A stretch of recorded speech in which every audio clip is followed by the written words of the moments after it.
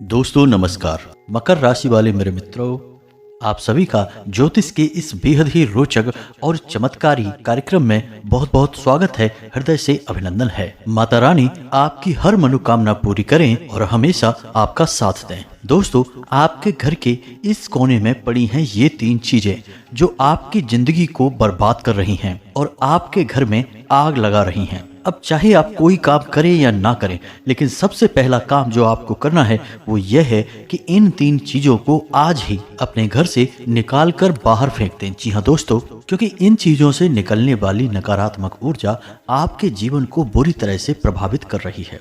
जी हाँ दोस्तों, अब आपके मन में यह प्रश्न अवश्य उठ रहा होगा कि भला इन 3 चीजों से आपका जीवन इतनी बुरी तरह से प्रभावित कैसे हो सकता है। तो दोस्तों, हम आपको बता दें कि आपके जीवन में या हर एक इंसान के जीवन में जो घटनाएं घट रही हैं उनमें उसकी राशि में, उसकी कुंडली में मौजूद ग्रहों की चाल का बहुत विशेष महत्व होता है। जी हाँ दोस्तों, यदि ग्रह अच्छे भाव में है और सही तरह से उसको फल देने वाला है तो जातक बहुत सारी खुशियां बटोरता है, जो चाहे वह हासिल करता है। जीवन में कई क्षेत्रों में कामयाबियां हासिल करता है। लेकिन यदि ग्रह नकारात्मक ऊर्जा उत्सर्जित करने लगता है या यूं कहें कि नाराज हो जाता है, तब ऐसे में जातक मेहनत करने के बावजूद भी सही फल प्राप्त नहीं कर पाता है, उल्टा कई जगह से मान अपमान भी सहन करता है। तो अब ऐसे में आपके जीवन में या आपके घर में पड़ी इन 3 चीजों का इस बात से क्या संबंध है, तो अब ध्यान से आप समझिए। दोस्तों, हर एक चीज जो आप अपने दैनिक जीवन में प्रयोग करते हैं, यहाँ तक कि आपके रिश्ते नाते भी किसी न किसी ग्रह का सूचक होते हैं। जी हाँ दोस्तों, हर एक चीज का कोई ना कोई ग्रह या तो अधिपति होता है या फिर सूचक होता है। जैसे सरसों का तेल शनि का सूचक है, जूते शनि का सूचक हैं, शरीर के ऊपरी भाग के वस्त्र शुक्र का सूचक हैं और निचले भाग के वस्त्र शनि के सूचक हैं। सिर पर पहने जाने वाली पगड़ी या फिर टोपी जो भी आप सिर पर पहनते हैं वह गुरु का सूचक है। इसी प्रकार गले में पहने जाने वाला लॉकेट या जो भी कुछ आप अपने गले में पहनते हैं वह बुध का सूचक होता है। तो इस तरह आपने देखा दोस्तों कि आप जो भी चीजें प्रयोग करते हैं अपने जीवन में, और भी कई प्रकार की जानकारियां इससे जुड़ी हुई हैं, उदाहरण हैं, लेकिन फिलहाल हमने आपको इन उदाहरणों से यह समझाया है कि इन चीजों का सीधा संबंध इन ग्रहों से होता है। तो जब आप इन चीजों का सही तरह से प्रयोग करते हैं तो आपको बहुत अधिक लाभ प्राप्त होते हैं। इन ग्रहों की नकारात्मक चाल में या फिर यूं कहें कि बुरे भाव में गोचर के दौरान भी आपको ज्यादा बुरे परिणाम प्राप्त नहीं होते हैं। लेकिन यदि आपने इन सब चीजों का सही तरह से प्रयोग करना नहीं सीखा है तो आपके अच्छे ग्रह भी आपको दुष्परिणाम दे सकते हैं। तो अब ऐसा ही कुछ हाल है आपके घर का। और घर की बात अगर करें हम, तो घर आपका वह स्थान है जहां से आप शुद्ध सकारात्मक ऊर्जा प्राप्त करते हैं, चैन सुकून आपको मिलता है, दुनिया भर के कष्ट और तकलीफों से मुक्ति, आराम और आपके दिल को चैन और सुकून आपके घर से ही आपको प्राप्त होता है। तो ऐसे में घर में किस प्रकार की ऊर्जा वास कर रही है, यह आपके जीवन, आपकी तरक्की, आपके काम धंधे, व्यापार, हर एक क्षेत्र पर बहुत गहरा प्रभाव छोड़ती है। तो आपको अपने घर की ऊर्जाओं को दुरुस्त करना, इन्हें सकारात्मक बनाना बहुत अधिक आवश्यक है। और दोस्तों, हम आपको बता दें कि लोग अक्सर यहीं पर बहुत बड़ी गलतियां कर जाते हैं। वे घर में पड़ी हुई चीज़ों को इतना ज़्यादा ध्यान से नहीं रखते हैं, इसके बारे में सोचते तक नहीं है, लेकिन परिणाम लगातार जब नकारात्मक आते रहते हैं, एक के बाद एक चोट पहुंचती रहती है, नुकसान, घाटे, परेशानियां, तकलीफ आती रहती हैं, तब इंसान का दिमाग काम करना बंद कर देता है। फिर वह यहाँ वहाँ भटकता है कि कहीं से उसे किसी प्रकार की राहत मिल जाए। तो दोस्तों, इन सब परेशानियों से मुक्ति का एक ही समाधान है कि आप अपने घर की ऊर्जाओं को दुरुस्त करें। तो दोस्तों, हम आपको बता दें कि आज हम आपको जो जानकारी देने वाले हैं इस वीडियो के माध्यम से आपके स्वयं के घर के बारे में, वह एक बेहतरीन ज्ञान का खजाना है। आपके लिए यह आपके बंद किस्मत की चाबी के समान होगा। दोस्तों, अब आपको बस इतना करना है कि इस वीडियो को आपको पूरा देखना है, इसे बिल्कुल भी बीच में ना छोड़ना। यदि आपने इस वीडियो को बीच में छोड़ दिया तो आज आप एक बहुत ही सुनहरा मौका अपने हाथ से जाने देंगे और फिर आपके हाथ में कुछ भी नहीं रह जाएगा सिवाय पछताने के। तो बस वीडियो को पूरा देखिए। चलिए आज के इस वीडियो को शुरू करते हैं, लेकिन इससे पहले आपसे एक निवेदन है कि कमेंट में पूरे भक्ति भाव के साथ जय माँ भद्रकाली कृपा करो अवश्य लिखना, एक बार नहीं 3 बार लिखना। साथ ही साथ आप अपना नाम और अपना स्थान भी अवश्य लिख देना दोस्तों, जिससे हमारे यहाँ जो शनिवार को सर्व मनोकामना पूर्ति हवन होता है, उस हवन में हम आपके नाम से भी आहुतियाँ करवा देंगे, जिससे माता रानी की पूरी कृपा आपको प्राप्त होगी और आपके जीवन में आ रही अड़चनें, बाधाएं और रुकावटें अपने आप दूर हो जाएंगी। आपका जीवन शांति और सुकून से भर जाएगा दोस्तों। साथ ही साथ आपसे एक छोटा सा निवेदन भी है कि यदि आप चैनल पर पहली बार आए हैं तो चैनल को सब्सक्राइब करके बगल में जो घंटी का निशान है उसे भी अवश्य दबा दें। इससे आप हमारा मनोबल बढ़ाएंगे और यह बिल्कुल ही फ्री है दोस्तों, तो जल्दी से आप चैनल को सब्सक्राइब करिए। चलिए अब आगे बढ़ते हैं दोस्तों। यह वीडियो जो है ना, आपकी जिंदगी में बहुत ही चमत्कारी परिणाम लेकर आएगा। कुछ ही दिनों में आप इस परिणाम को महसूस करेंगे। बस हम जो आपको बताने जा रहे हैं, इन बातों को आपको अच्छी तरह से समझना है। कुछ ऐसी बातें हम आपको बताएंगे जो अब तक आपको शायद किसी ने नहीं बताई हैं, क्योंकि यदि बताई होती तो निश्चित ही आपकी तकलीफें, आपकी परेशानियां दूर हो गई होती। जी हाँ दोस्तों, ना केवल हम आपको यह बताएंगे कि आपको कौन सी चीज़ें अपने घर से निकाल कर बाहर फेंक देनी चाहिए आज, अभी और इसी वक्त, बल्कि साथ साथ हम आपको यह भी बताएंगे कि कौन सी ऐसी छोटी छोटी क्रियाएं हैं, यानी ऐसे छोटे छोटे कार्य हैं जिनको आपको अवश्य करना चाहिए। आपकी राशि के जातकों की यह पहली मांग होती है इन कार्यों को करना। तो ध्यान से बस बने रहिए हमारे साथ और समझिए कि हम आपको क्या कहना चाह रहे हैं। तो दोस्तों अब ध्यान से समझिए। सबसे पहली चीज जो आपके घर में है और आपके ऊपर बहुत भयंकर नकारात्मक ऊर्जा का प्रभाव लगातार बना रहता है इस एक चीज की वजह से, और वह चीज क्या है, ध्यान से समझिए दोस्तों। वह चीज है झाड़ू। जी हाँ दोस्तों, झाड़ू आपके जीवन में बहुत अधिक महत्व रखती है। वैसे तो यह एक मात्र छोटा सा उपकरण है जिससे कि हम घर की सफाई करते हैं, लेकिन इसका धार्मिक और ज्योतिषीय महत्व बहुत अधिक है। तो ध्यान से समझिए कि झाड़ू आपके जीवन में नकारात्मकता को कैसे आकर्षित कर रही है, क्योंकि झाड़ू तो हर इंसान के घर में होती है। यह घर की सबसे खास जरूरत है। इसके बिना तो घर में साफ सफाई सोचना भी मुश्किल है। तो फिर यह आपके घर में कैसे नकारात्मकता को उत्सर्जित कर रही है, तो ध्यान से समझिए दोस्तों। घर में झाड़ू कभी भी विषम संख्या में नहीं होनी चाहिए। जी हाँ दोस्तों, वास्तुशास्त्र के अनुसार जिस घर में झाड़ू विषम संख्या में मौजूद रहती हैं, उस घर में नकारात्मक ऊर्जाएं आकर्षित होती हैं। जी हाँ दोस्तों, जैसे जैसे आप इन झाड़ू को प्रयोग करेंगे वैसे वैसे आपके घर में विनाश लीलाएं बढ़ती जाएंगी और आपकी धन लक्ष्मी घर से बाहर निकलती चली जाएगी, दरिद्रता आकर्षित होगी। अब विषम संख्याएं क्या होती हैं, ध्यान से समझिए। 3, 5, 7, 9 इन संख्याओं में झाड़ू आपके घर में नहीं होनी चाहिए। अब चाहे आपके घर में कोई पुरानी, टूटी फूटी या फिर नई किसी भी प्रकार की झाड़ू हो, लेकिन 3 या 5 या 7 की संख्याओं में नहीं होनी चाहिए। 2 हो सकती हैं, 4 हो सकती हैं, 6 हो सकती हैं, 8 हो सकती हैं, लेकिन 3 नहीं। ये विषम संख्याएं हैं, ये बेहद ही खतरनाक हैं। विषम संख्याओं का संबंध अग्नि से होता है दोस्तों। जैसे कि 3 को त्रिकोण में रखा जाता है और त्रिकोण अग्नि का सूचक है। तो विषम संख्याओं से इसीलिए हम बचते हैं हमेशा। कोई भी शुभ कार्य करने से पहले विषम संख्याओं को हम दूर रखते हैं, क्योंकि ये अग्नि का सूचक होती हैं। और अग्नि यदि सही जगह पर जलेगी तो बहुत लाभ देगी, लेकिन यदि गलत जगह पर जलने लगे तो यह भयंकर विनाश लीला भी मचा सकती है। तो इसी प्रकार आपको अपने घर में झाड़ू विषम संख्या में नहीं रखनी है। दूसरा कि आपको घर में जो भी सदस्य झाड़ू लगाए उसे यह याद रखना है कि झाड़ू हमेशा अंदर से बाहर की ओर लगनी चाहिए, बाहर से अंदर की ओर भूल कर भी झाड़ू नहीं लगनी चाहिए। वास्तुशास्त्र में ऐसा वर्णन मिलता है कि एक बार बाहर से अंदर की ओर झाड़ू यदि आपने लगा दी तो कम से कम आपके 21 दिनों का पुण्य छीण हो जाता है। तो अब आप समझिए कि यह कितना खतरनाक है। तो भूल से भी कभी आपको ऐसा नहीं करना है। तीसरा कि आपको झाड़ू भूल कर भी खड़ी नहीं रखना है। खड़ी करके झाड़ू रखना बहुत ही खतरनाक है। यह दरिद्रता को आकर्षित करता है, घर में झगड़े उत्पन्न करता है, आपसी क्लेश उत्पन्न करता है। इसी के साथ साथ दोस्तों ध्यान दें कि झाड़ू लोगों की नज़रों से छुपा कर रखें, इससे पैर नहीं लगना चाहिए। लेकिन इसका मतलब यह नहीं कि इसे आप अपने बेडरूम में रख दें, अपने बिस्तर के नीचे रखें, यह बिल्कुल गलत है। बिस्तर के नीचे झाड़ू नहीं होनी चाहिए, आपके बेडरूम में झाड़ू नहीं होनी चाहिए, अन्यथा आपस में झगड़े होंगे, पति पत्नी के बीच विवाद और झगड़े बने ही रहेंगे। अब दोस्तों एक छोटा सा उपाय है जो झाड़ू से ही जुड़ा हुआ है और आपको अवश्य एक बार कर लेना चाहिए।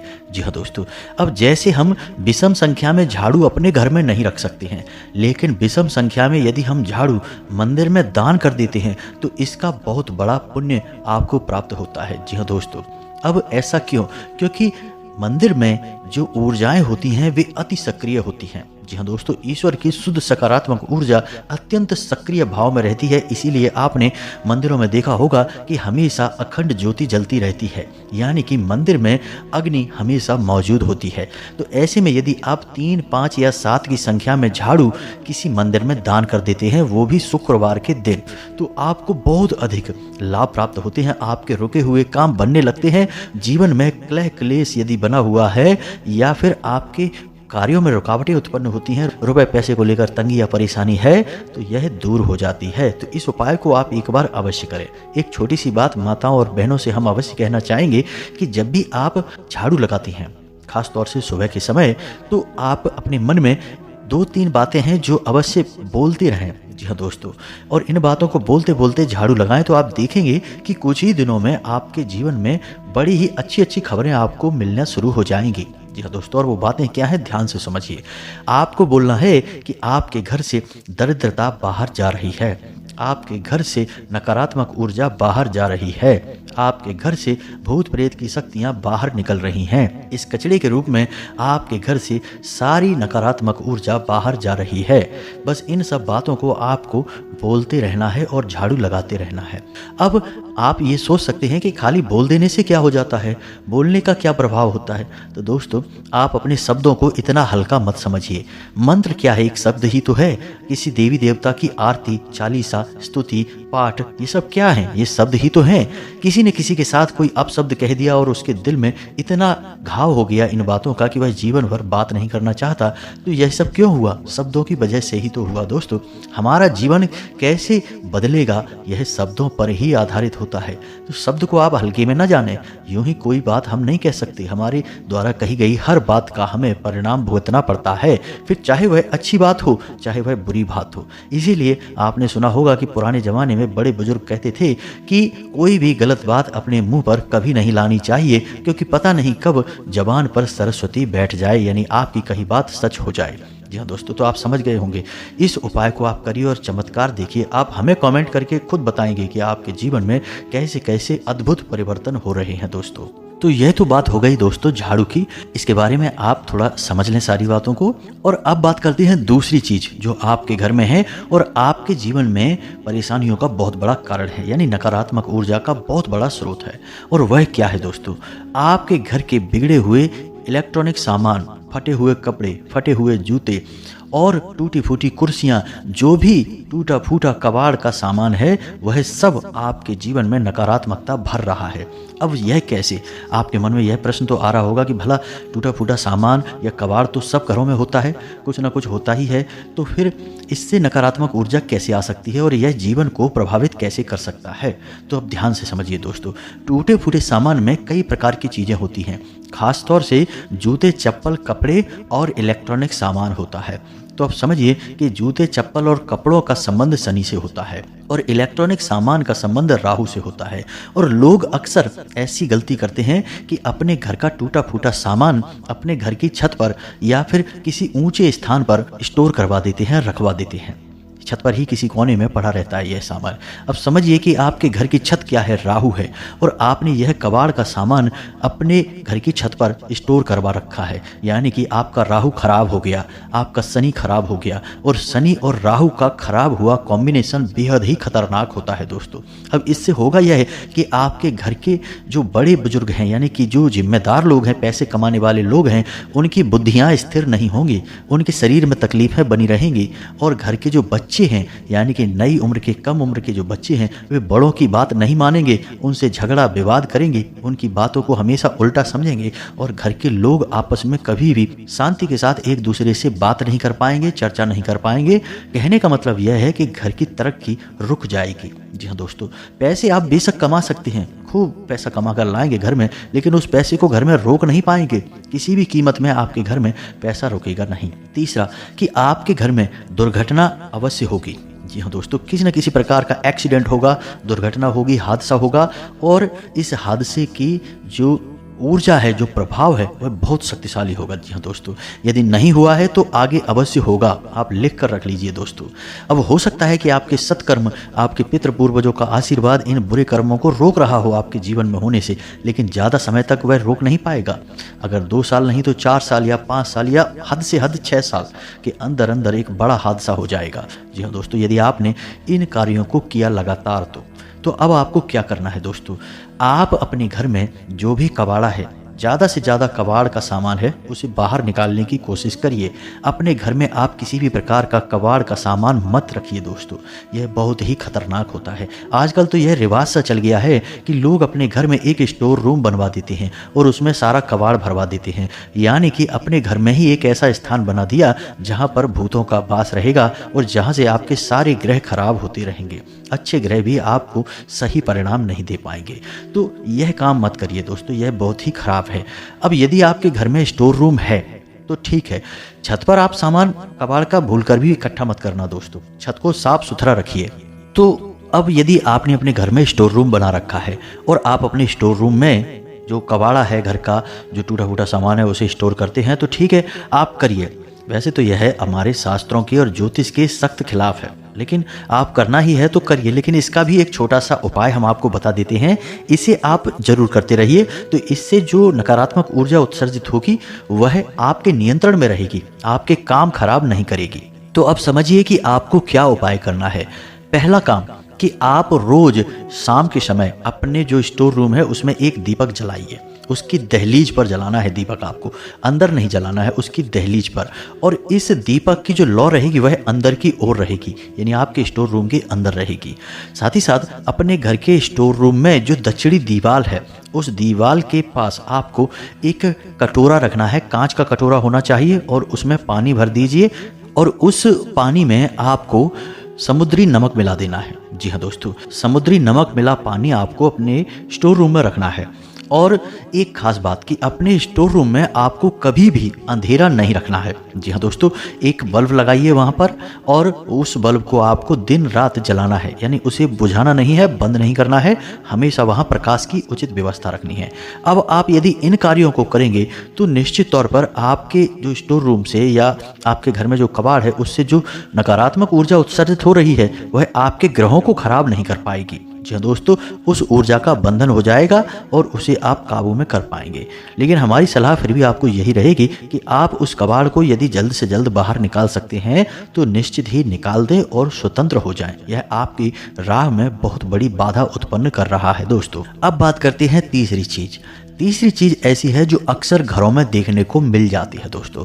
अब इसका उपचार आपको करना ही पड़ेगा, किसी भी तरह से आप करें, इसे छुपाएं, इसे किसी भी तरीके से अपनी नज़रों से, घर के सभी सदस्यों की नज़रों से बचाएं, अन्यथा यह आपका बेड़ा गर्क कर देगा। अब क्या है वह चीज़, ध्यान से समझिए। आपके घर में मौजूद सीलन, जी हाँ दोस्तों, घर में किसी न किसी प्रकार से सीलन रहती ही है। दीवारों में किसी प्रकार की जो दरारें हैं उन्हें आप भरवाइए। जो भी सीलन है आपके घर में दीवारों में या आपके फर्श पे कहीं पर भी किसी भी प्रकार की सीलन है उसे आप किसी भी प्रकार से मिटवाइए।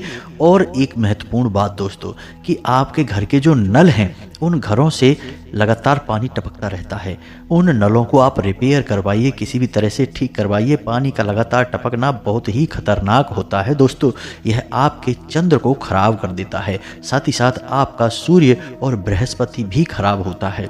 जिस घर में सीलन लगातार रहती है उस घर में 100% नकारात्मक ऊर्जा का वास होता है। जिस घर की दीवारें चटकी हुई होती हैं, जिनमें की दरारें होती हैं, उस घर में हमेशा कलह क्लेश का माहौल बना रहता है, कोई ना कोई लगातार बीमार बना रहता है, साथ ही साथ रुपए पैसे की हमेशा तंगी बनी ही रहती है। चाहे कोई कितना ही पैसा क्यों ना कमाए, लेकिन घर में पैसे की खींचतान हमेशा मची ही रहती है।